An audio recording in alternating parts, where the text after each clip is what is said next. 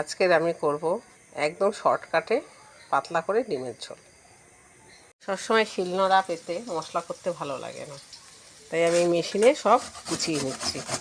আদা, পেঁয়াজ, রসুন, কাঁচা লঙ্কা সব আমি এই মেশিনেই কুচিয়ে নেব। পেঁয়াজ, রসুন, আদা, কাঁচা লঙ্কা সবই মেশিনে কুচানো হয়ে গেছে। কড়াই গরম হয়ে গেছে, তা পরিমাণ মতন তেল দিয়ে আমি আলুটা আগে ভেজে নেব। ডিম সিদ্ধ বসিয়ে দিয়েছি।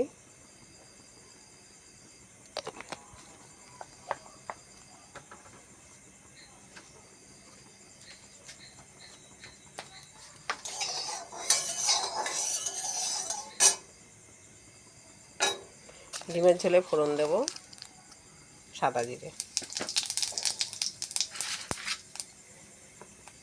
আর আলু দিয়ে দেব।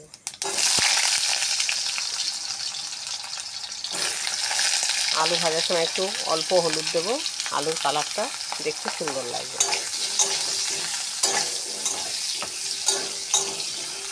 আলু ভাজা হয়ে গেছে, এখন কুচনো মশলাগুলো আমি দিয়ে দেব।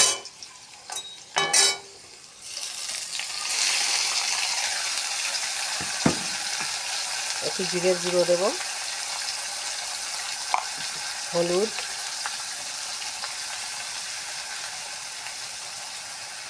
আর স্বাদ অনুযায়ী নুন। এই জিরের গুঁড়ো, ধনের গুঁড়ো আমি বাড়িতেই মিক্সিতে করে রেখেছি। বাজার থেকে জিরে এনে ভালো করে বেছে ধুয়ে রোদে শুকিয়ে তারপরে বাড়িতে আমি করে রাখি। সবসময় শিলনোড়া পেতে মশলা করতে ভালো লাগে না।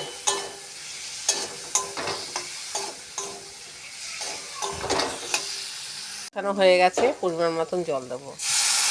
জলটা এমনভাবে দেব যেন ঝোলটা পাতলাই হয়। আপনি কয়েক কোয়া গোটা রসুনও দিয়ে দিতে পারেন, খুব ভালো লাগে খেতে।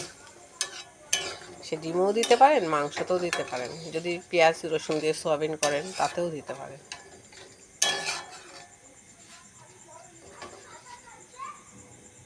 অল্প তেল দিয়ে আমি এখন ডিমগুলো ভেজে নেব।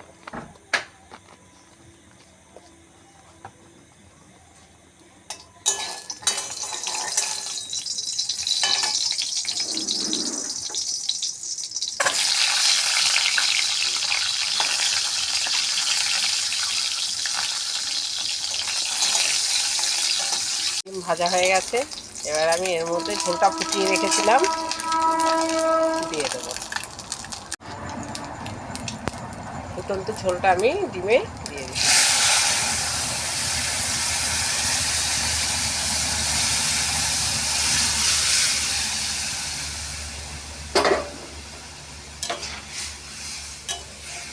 ভালো করে ফুটলে নামিয়ে নেব।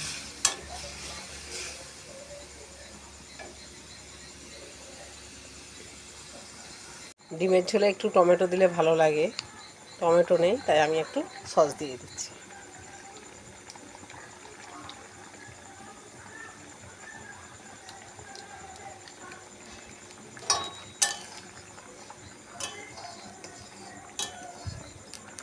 এখন আমি ডিমের ঝোলে গরম মশলা দিয়ে দিচ্ছি।